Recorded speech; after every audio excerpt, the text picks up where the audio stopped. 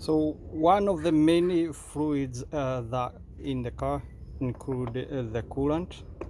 It's always good to regularly check your coolant on the vehicle because this is a fluid that cools down the engine when it gets hot.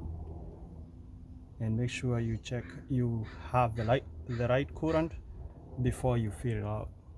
So like this one here, it shows when it's full and when it's minimum. Mine is way down there, so it's time to fill it up. Make sure you check this before you overheat your engine. And here, using the AutoZone extended life antifreeze coolant, boom, we are on the light spot now.